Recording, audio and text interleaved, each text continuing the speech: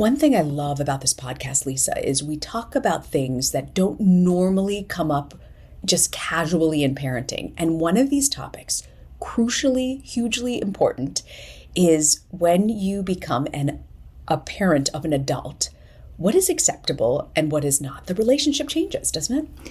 It does. It absolutely does. And it's a huge part of being a member of a family, is working across the generations, both raising adult children and then being an adult, interacting with the parents that you have as they get to know your own kids. It's complicated, as they say. And we've got the perfect guest, as always. Dr. Laurence Steinberg is a leading psychologist who's devoted his 45-year career to researching parent-child relationships. He's a professor of psychology at Temple University.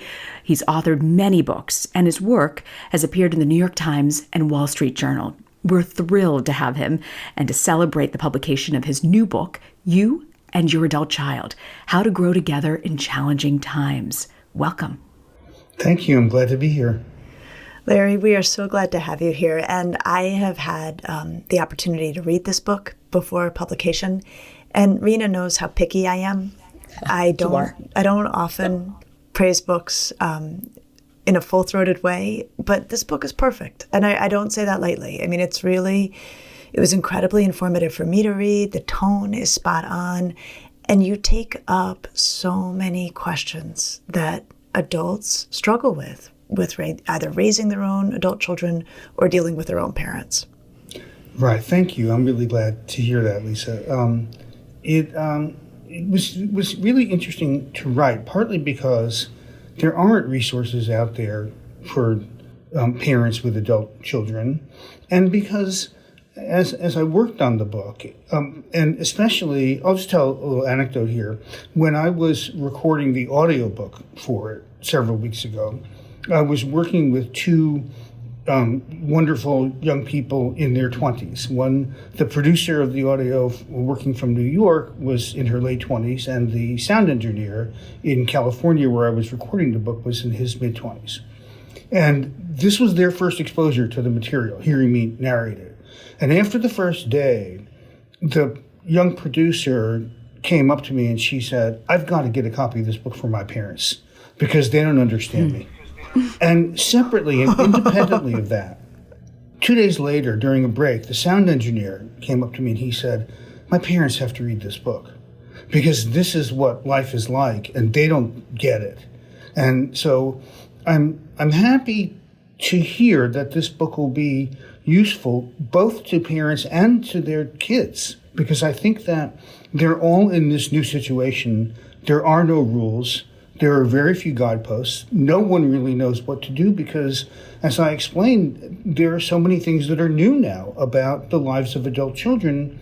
And we've talked a lot in the popular media about young people and the problems they have making the transition into adulthood. And Lisa, you have talked a lot about that in your writing. But it seems to me that there are lots of reverberations for their parents. And that's something that has been ignored. I think that's right. And we put a call out to our listeners, got phenomenal questions. And what was really fun is we just mentioned the title of your book, and the questions we got go right down the center of exactly what you're talking and thinking about. And what I'll say before we get to these questions, which we'll do here just in a moment, as I was reading your book, what it reminded me of was a moment I had in my own training where I had a really good supervisor who said, when you are doing your job right, you are equidistant between parents and their teenagers. You're standing in the middle, seeing it from both sides and trying to help them come together. And I will say that's what I felt was so beautiful about your book. You know, there's no good guys or bad guys. You're not on anyone's team. You are equidistant between adults and their adult children trying to help them come together.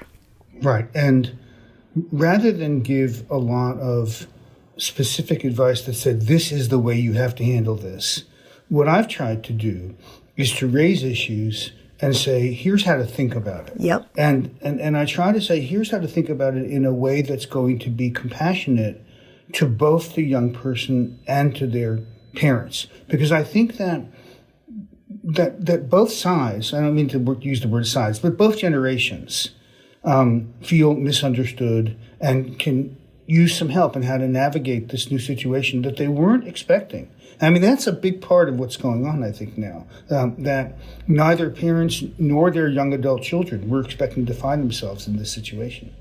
Thank goodness for you. I mean, I really mean that in terms of giving them some guidance. All right, so here, let's get to our questions. They're amazing. So this is a wonderful, sort of big, broad one. How do I stay close to my children as they move towards independence? Well, that's what the book is about. I mean, that's why we called it How to Grow Together. I think that there are a couple things that parents need to understand. The first is that there's another drive toward autonomy that starts to come out, I think, in the late 20s and maybe around age 30. There's one famous one during the toddler years, and there's a second famous one that, Lisa, you and I know well, which is during the early adolescent years. But I think there's another one that happens during the late 20s. And I think that this inclination toward wanting to be more independent stems from the young adult's desire to show their parents, the world, and themselves that they can handle the demands and challenges of adulthood without relying on their parents all the time. And so I think that the way that parents stay close during this time period is to understand and respect that, and that when you feel your young adult challenging you in ways that may be reminiscent of what they did as teenagers, disregarding your opinion or pushing back against your opinion, you just have to tell yourself, this isn't about me. This is about this stage of development that my grown child is going through right now. And I think that the more you do that, the less the autonomy will be a challenge for your child, and that will allow you to stay close and to grow closer. The same way, one thought here is that, parents struggle with this kind of issue when their kids are young teenagers. But I've had, and I'd be interested, Lisa, if this is your experience too, I've had many parents come to me when their kids were in the later high school years and said it was like a switch flipped when they became juniors in high school. I mean, we stopped fighting about things. And I think that that's because the autonomy issues were kind of worked out by then. I agree. I mean, when I think about separation and individuation, I really located around age 13 is when it hits its height. And it does soften and it does ease, and parents become more bearable and even likable to older teenagers only after the teen has been able to establish themselves as a freestanding actor. And I think often early high school is when kids get to do that. They get into clubs, they get into sports, they sort of articulate an identity that feels their own, and then they can be close with their folks again. So I think it's so fun to watch the ebb and flow. And I will say, the piece you said about it not being personal, I feel like that's how we as psychologists can be most useful to families, is to say, listen, you're operating in patterns we see all the time. This is not something that's just going down between you and your kid. We can articulate the patterns. And the heat that takes out of the relationship really does let things grow. Right. And to help them understand that this process of negotiating new understandings of independence and autonomy in the family, it's a bi-directional process. It's not just the younger generation striving to pull away and be distant from the older one. It's the older generation trying to figure out how to establish a new equilibrium with a new understanding of what the ground rules are going to be. I've never heard it put that way. That is beautiful. And it gives me a little hope hearing junior year, because when you're in the thick of it and they're going bonkers between 11 and 16 or 15 or what is it, Lisa? It's between there sometime. It's hard. It's hard for us parents. But I want to fast forward a little bit, because I'm curious. We've done a lot on this podcast, Larry, about the transition of having your child ready for college. What's your advice for creating that appropriate transition from home to college? What should parents keep in mind? Well, they have to keep in mind that this is, it can be bumpy for everybody. It can be bumpy for the teenager who's about to go off to college. It can be bumpy for the parents. And I think in my experience, not just as a parent, but talking to parents, which is what I do a lot of, is that a lot of families find that they start arguing more just before the child is ready to leave to college. And I think that this is partly a way of preparing for the separation. It makes it easier. Makes it easier to wave goodbye to your kid when this is coming after a period of not getting along. And it makes it easier to say goodbye to your parents when you feel like, I can't wait to be in some new place. But then I think right after, there's the homesickness. There's the feelings of the empty nest, even if it's not totally empty, if you have more than one child. And so I think there may be some bumpiness there going on. And I think you need to understand, and this is true always, but I think during transitional times, it's especially true, that your child continues to need you. Your child continues to need your love and support, even if the situation has changed. Now, one thing that I've suggested to parents when their kids are about to go off to college is that when problems arise, what you want to do, rather than try to solve them for your young adult child, is to help them figure out how to use the resources on their campus to solve those problems. Because those of us who teach on college campuses know those resources are there. I mean, they're free.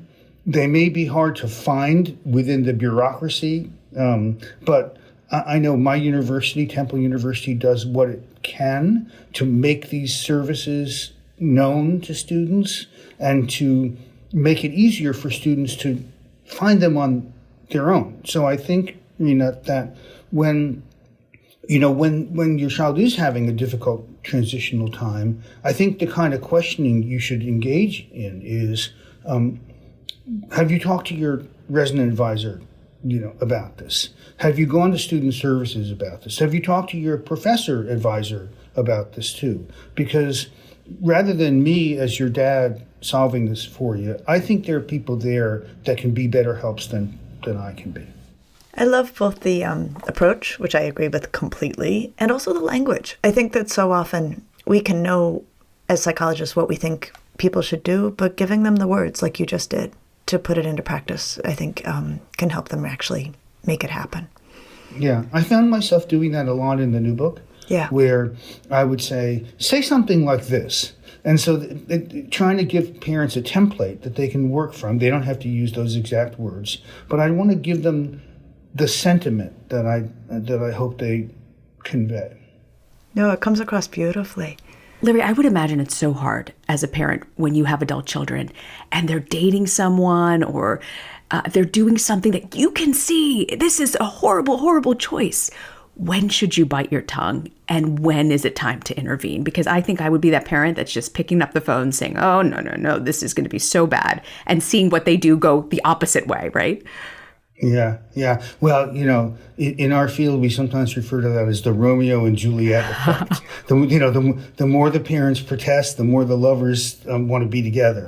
I don't think there's a lot of evidence for that in the real world. I have a couple of thoughts on this. The first is to ask yourself as a parent, what is it about this person that bugs you? Because sometimes it's a matter of taste.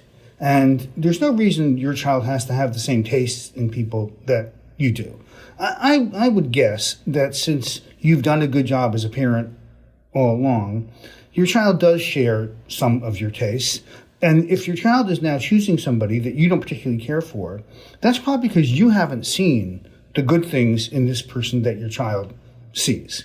So I think you need to step back, maybe even have a discussion with your partner or with your friends about this person. I wouldn't go to your child first and say, I don't like this person, you got to get out of this relationship. So that's one thing. So sort of check your own emotional baggage here and figure out what is it about this person that annoys you, bugs you, worries you. Now, if there are things that are genuinely dangerous, let's say you know that their relationship is characterized by interpersonal violence, for example, or that the potential mate has untreated substance abuse or mental health problems that really need to be treated before they can be a suitable spouse. I think there are sometimes legitimate reasons to be concerned, but often it is really a matter of taste. The other thing, Reena, that I want to say is that I think the age of your young adult child depends a lot. What we now know from looking at research on how old people are when they meet their future spouse, they're certainly not meeting them in high school. They're not even meeting them in college anymore. I mean, the average age, in surveys, and these are data from Facebook, in these data, it shows that most people say that they met the person they eventually married when they were in their late 20s or around the age of 30. So if your child is dating somebody and they're 24, 25 years old, I think you probably shouldn't say anything, because I think the chances that they're going to end up together are probably pretty small. At least that's what the statistics say. Now, on the other hand, if your child is in their early 30s, there's a good chance that this could be the person, in which case you need to be a little more worried, because your child may be looking at the clock and feel like this is my last chance to find the perfect mate, and may make some bad choices because they're kind of getting a little bit desperate. And so then I think it's the time to ask yourself, what is it about this person that I object to, and see whether it's somebody that's dangerous or somebody that's just a matter of taste. You can learn to love them, and you might not love them from day one. If it is dangerous, like if you really do have some pretty serious concerns, what do you think parents should do? I think they should talk to their child about them. I think they should say, I know that you love this person a lot, and I'm happy for that, but I have some concerns that I want to talk to you about. And here's what they are.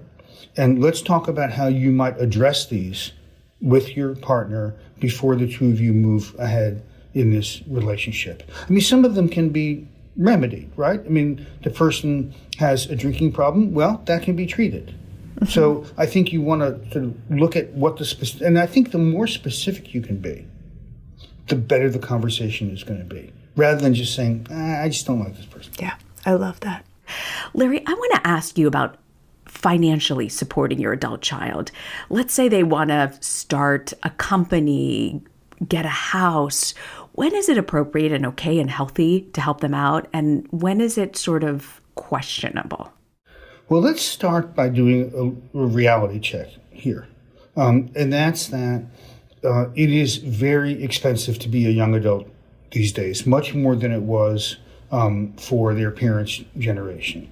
And that's largely because of the widening gap between housing costs and salaries. So housing costs have gone up about 5 times faster than salaries have gone up.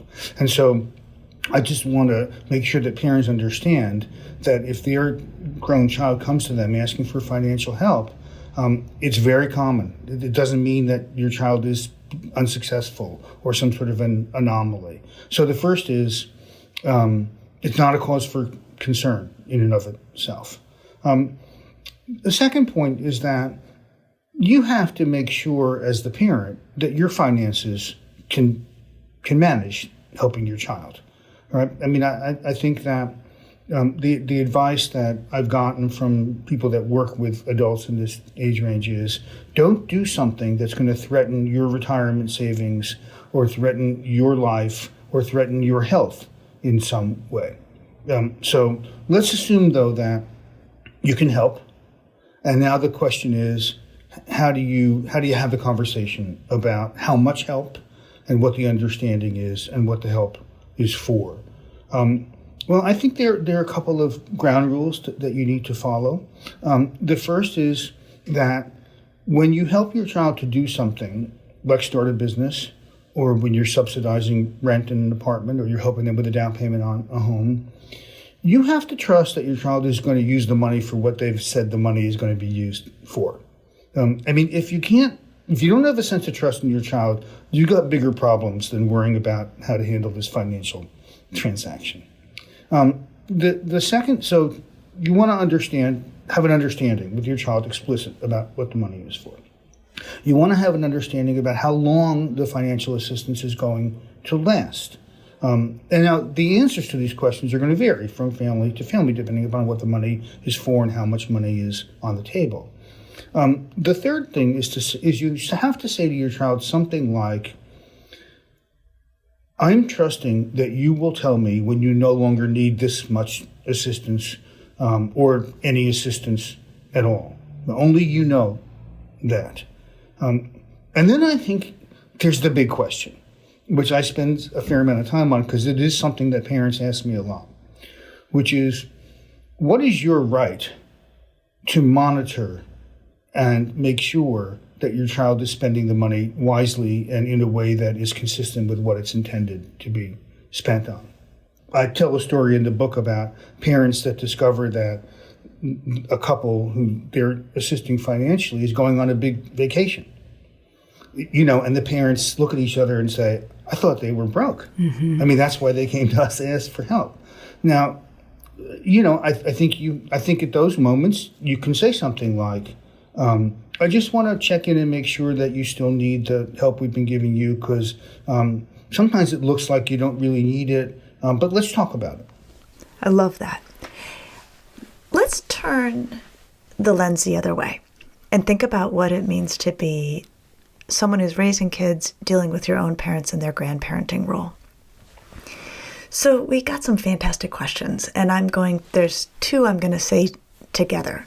One is, what do you do with grandparents who don't have good boundaries or respect, or grandparents who disagree with the way you're raising your child? Well, boy, we could talk for a few hours about this.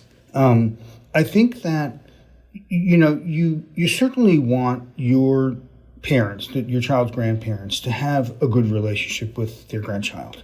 And I think we have a lot of good research showing that that's beneficial to the grandchild, and it's beneficial to the parents, and it's beneficial to the grandparents. So you don't want to push them away or shut them out. So I think you have to keep that in mind and then say, how can we have an honest conversation about the boundaries and about a way that we can keep you in our life and in our child's life without feeling that you're in it too much. And I think a lot of grandparents will understand that. I think, as in most of these kinds of conversations, the more specific you can be, the better. Like, we just don't have time to have a phone call every single day. Can we sort of limit it to every other day, or, twice a week, or whatever? We don't want you to be sending our grandchild presents all the time. It's not good for our grandchild, and some of the things you send are not things we especially want our grandchild to have. So some examples I give in the book are, a lot of parents don't want their children to have toy guns. The grandparents may not realize that. A lot of parents don't want their children to be on screens a lot. Grandparents may not realize that. And so you can say, just check with us before you send something. We don't want to have your grandchild open up your gift and then us say you can't have that. Let's get to the tricky question of what do you do if they complain about the way that you're parenting. Let me talk first to the grandparents here, if that's okay. I think that this is one of those situations where if your kids are not doing something that's dangerous or that's going to really cause some irreparable harm, just keep it to yourself. I mean, if you can't stand to watch it, just go out of the room, hold your nose, avert your eyes, whatever. I mean, the one thing that we know is that parenting advice is faddish, just like, styles in shoes or furnishings or whatever. Today's young people tend to parent their children along a very rigid schedule, rigid sleep schedule, rigid feeding schedule. Their parents, my generation of parents, were just the opposite. Mm-hmm. We fed our kids when they were hungry, and we didn't try to get them to eat when they didn't seem hungry. We put them down when they looked tired, and we didn't wake them up until they wanted to get up. It's the complete opposite today. And the parenting gurus out there now, advise that kind of strict, regulated, scheduled parenting. And they say it's sort of a breakthrough. Well, if you go back and you look at the history of parenting, it's not a breakthrough. That's what parenting advisors were saying in the 1930s and 1940s. And until Dr. Spock wrote Baby and Child Care, that was the way that parents were told to parent. It was called scientific parenting. And I would call it, in today's jargon, data-driven parenting. Right? You may know. Some of your listeners may do this. You have your iPhone. You record every ounce of food your child takes in the morning. You record every nap down to the actual minute. You look and say, oh, they're only supposed to have this many minutes of sleep per day, so I better wake them up from the nap right now. This is a little too close to home. I was the mom who could measure how much breast milk I was putting out, on an app. This is a little too close to home, Larry. Yes, exactly. But I joke in the book that, the opening of Spock's book is trust yourself. If you were writing that book today, the opening would be trust the data. And everything is data-driven, and parenting has become data-driven as well. So I think from the child's point of view, try to understand that your parents were parenting you at a time when parenting advice was very different than the advice that you're getting now. The truth of the matter is that it probably doesn't really matter all that much, whether you are parenting on a data-driven schedule or whether you're being more chill about it. Your kid's going to turn out fine, probably. So I think you can find ways of saying to your parents, that's a helpful suggestion. Thanks for suggesting that. And then either do it or don't do it, depending upon how helpful you really think it is. But I would try to avoid getting into tussles about it. Yeah, that's interesting. One of the big game changers for me when I had my kids was my parents and my in-laws were hugely helpful. I was covering Hillary Clinton as Secretary of State. I was on a different plane every other day. And having them come and help with the childcare was massively important and helpful because I was able to focus on my job. But this question we got from a listener was, what do I do if my parents aren't showing up the way I had hoped for them to be the kind of grandparent that I wanted? I think you can invite them to show up more. Maybe they don't realize. I mean, they may be feeling like they're worried about being intrusive. And I think if you say to them, it is so helpful when you're here, when you're babysitting, when you're helping out in an emergency. I love it when you do that. And so don't be shy about offering to do that. And don't be put off if I ask you to help, because it is so hard being a new parent. And I'm really hoping that you can lend a hand now and then. Communication is what you're saying is so important. Yeah, but also, again, understanding. There may be reasons, right? Your parents may be elderly. And let me tell you, I am a grandfather, but my grandson is now not an infant anymore. It's hard work. Mm-hmm. And it's hard work when you're in your 60s to be bending over and lifting up, these 12 pounds of joy over and over again. Your back isn't the back that you had when you were 30 years old. And maybe you need to appreciate that. Chasing a baby who's now starting to crawl around a room is a taxing thing for somebody who is not in the shape that you're in to do. But Larry, how do you as a parent deal with the disappointment? Because they were so excited, you got pregnant, they couldn't wait, and then they're just not, and and some parents know, okay, they're not going to be the parent that's going to help me out.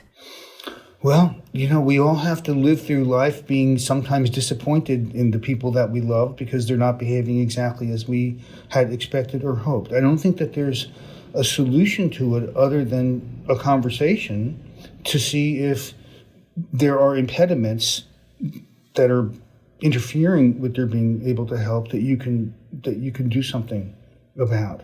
And it may be just that they're worried about being intrusive and are trying to give you some space.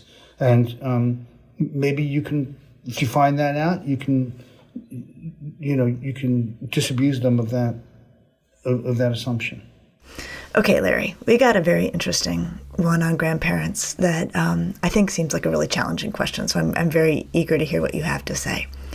What do I do with grandparents of teens who have out there beliefs like QAnon? That is hard. I think that you have to have a conversation with your teenager about the fact that there are people who have different beliefs about things in the world. Some of them might strike you as being wacky. Some of them might strike you as being offensive. I think if your teenager is the kind of person that can do what I'm about to suggest, that you can have your teenager say, Grandma and Grandpa, when I hear you say things like that, it really upsets me. And I just, I respect your right to have those opinions and to have those beliefs, but I really wish you wouldn't express them in front of me because it really just hurts me and offends me. And if they say it in a polite way, I think a lot of grandparents would probably respect that. I don't think the thing to do when your grandparents hold extreme, rigid beliefs is to try to argue with them about it, because I don't think that's going to be productive. What you can do, if you want to further the conversation about it, is to say, I don't think of it that way. Can we talk? Tell me more about why you believe what you believe.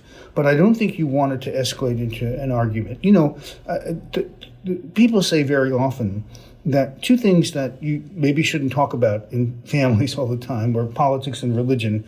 And that's what I think a lot of these views are probably about. And, I think as a parent, you have to have a separate conversation with your teenager about how they're feeling about what their grandparents are saying and how best to handle that situation.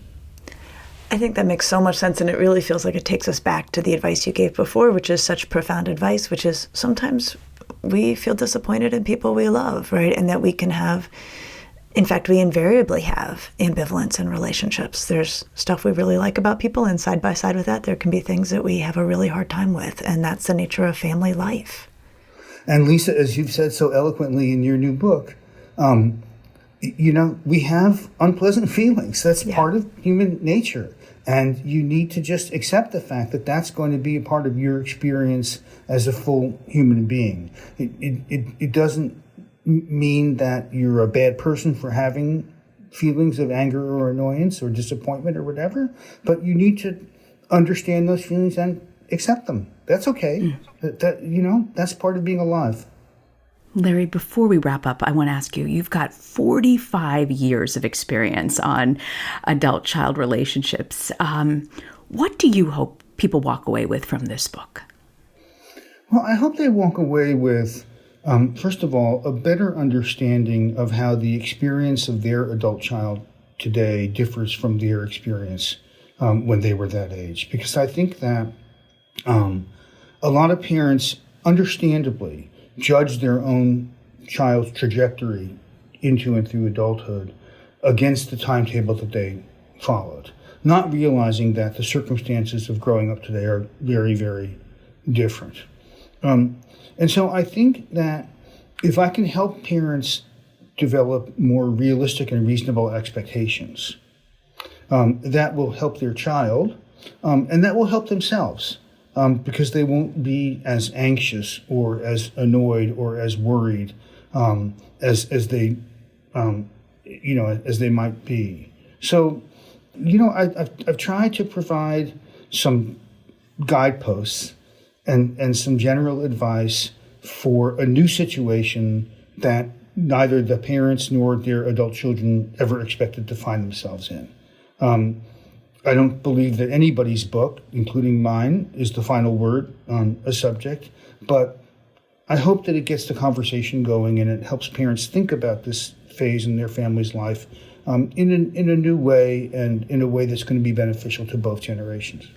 Wonderful. Well, congratulations on your publication day. I am so delighted that this book now exists in the world. It is a desperately needed contribution and a beautiful one. Thank you. Thank you so much.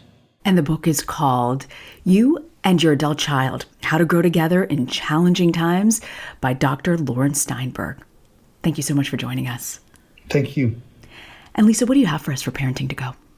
Well, what I love so much about Larry's new book is that it gives so much guidance that starts with the assumption that you first want to try to see it from the other person's perspective.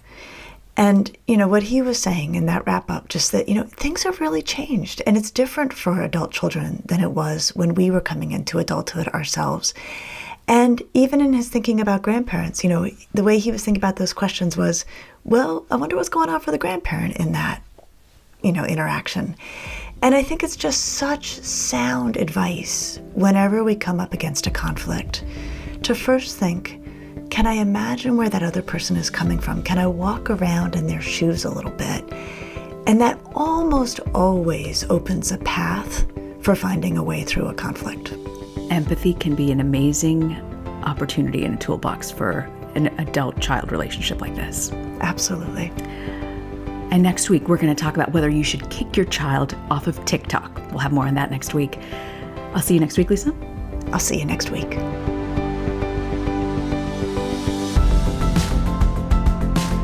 Thanks for joining us. Be sure to subscribe to the Ask Lisa podcast so you get the episodes just as soon as they drop.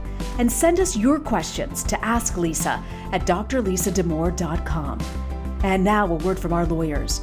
The advice provided on this podcast does not constitute or serve as a substitute for professional psychological treatment, therapy, or other types of professional advice or intervention. If you have concerns about your child's well-being, consult a physician or mental health professional. If you're looking for additional resources, check out Lisa's website at drlisadamore.com. We'll see you next week.